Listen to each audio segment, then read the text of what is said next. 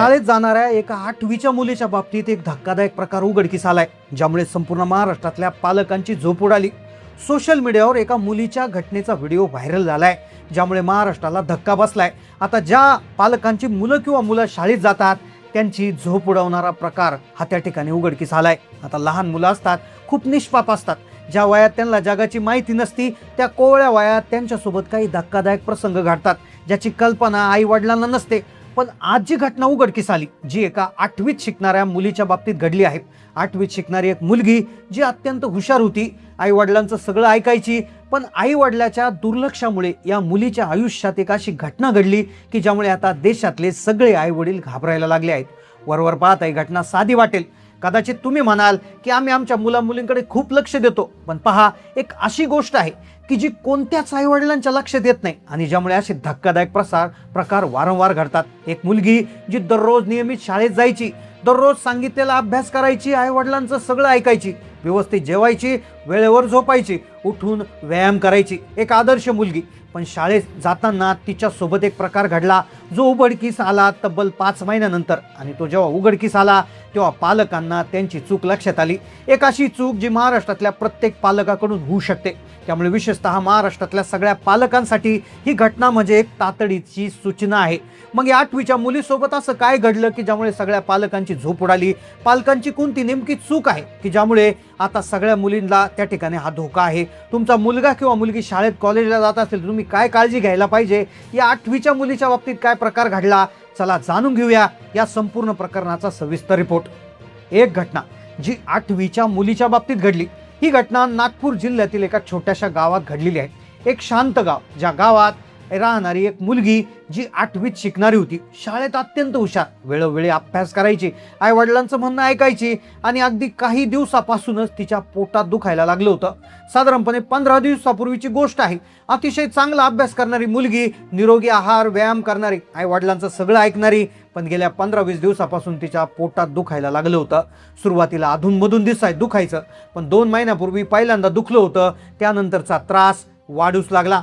सुरुवातीला घरच्यांनी दुर्लक्ष केलं, पण ज्यावेळेस तिच्या आईला पहिल्यांदा सांगितलं होतं त्यावेळेस आई म्हणाली की तू रात्री शिळा भात खाल्ला होता त्यामुळे दुखला असेल. आणि महिनाभरापूर्वी पुन्हा म्हणाली, मग त्यावेळेस तिने रात्री शिळी भाकर खाल्ली होती, तुला करू नको असं म्हटलं होतं पण तू खाल्लं, त्याच्यामुळे तुझं पोट दुखत असेल. महिन्यामध्ये 2दा तिचं पोट दुखलं, त्यावेळेस तिनं शिळी भाकर भात खाल्ला होता. या पोट दुखण्यामागे एक असं कारण होतं जे तिच्या आईच्या लक्षात येत नव्हतं. आई प्रत्येक वेळी शिळ्या अन्नाचं कारण लावत होती, पण पुढे 15 दिवसानंतर जेव्हा तिचं हे प्रकरण उघडकीस झालं, जेव्हा डॉक्टरांचा रिपोर्ट आईच्या हातात दिला, तेव्हा आईच्या पायाखालची जमीन सरकणार होती. आई वडिलांना कल्पना नसते. आई वडिलांना वाटतं मुलं शाळेत जातात, व्यवस्थित येतात, अभ्यास करतात, चांगले मार्क पाडतात, पण त्यांना माहिती नसतं की मुलं नेमकं काय करतात. आता आई, त्या मुलीने काहीच खाल्लं नव्हतं, सगळं व्यवस्थित खायची, तरी तिचं दुखत राहायचं. आता महिन्याभरात 2दा तिला त्रास झाला, पण एके दिवशी तिचा त्रास भयंकरच वाढला. पोट दुखायला लागलं, मुलगी तक्रार करू लागली. मग अखेर आईला काळजी वाटू लागली. पण आईची परिस्थिती अत्यंत हलाखीची होती.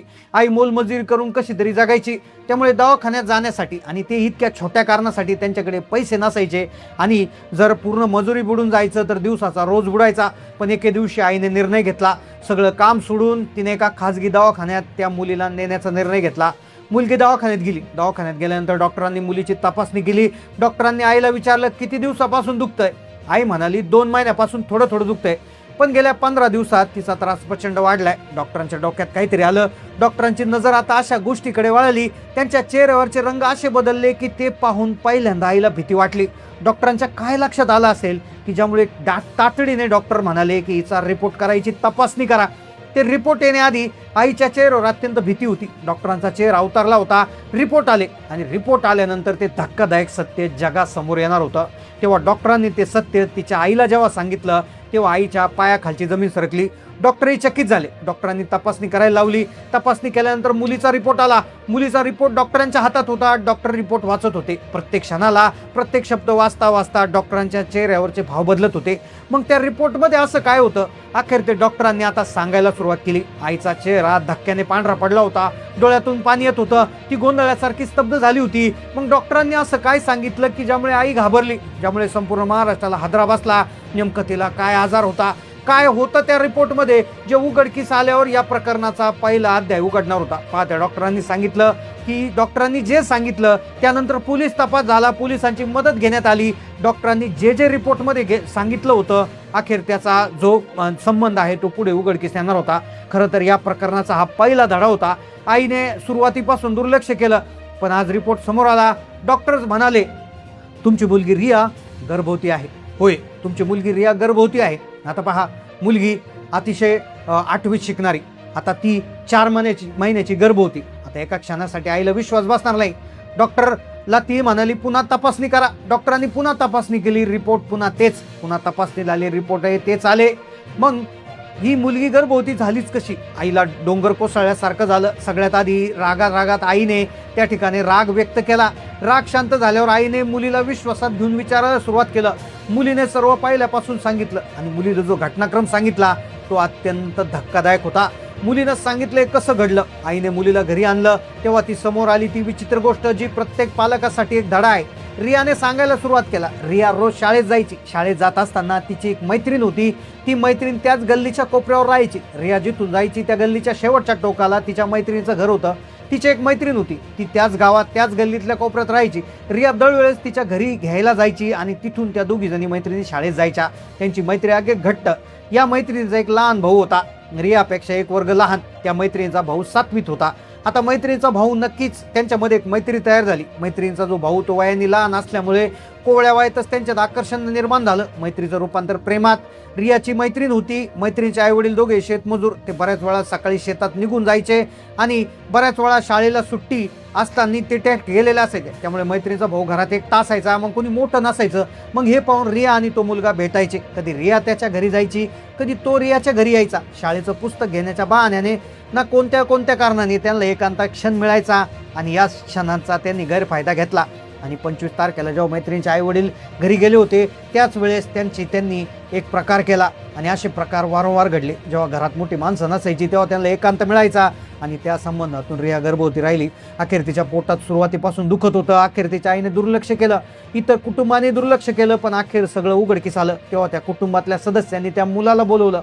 मुलाला विश्वासात घेऊन विचारण्यात आलं. तेव्हा मुलाने जी कबिली दिली ती ऐकून आई वडिलांच्या पायाखालची जमीन सरकली. मुलगा म्हणाला आमचं एकमेकावर प्रेम आहे, आम्ही दोघं एकमेकांसोबत लग्न देखील करणार आहोत, असं त्या मुलाने कबूल केलं. ते ऐकून उपलब्ध असणारे नातेवाईक मुलांच्या आई वडिलांना देखील धक्का बसला. त्यांनी तात्काळ तक्रार केली.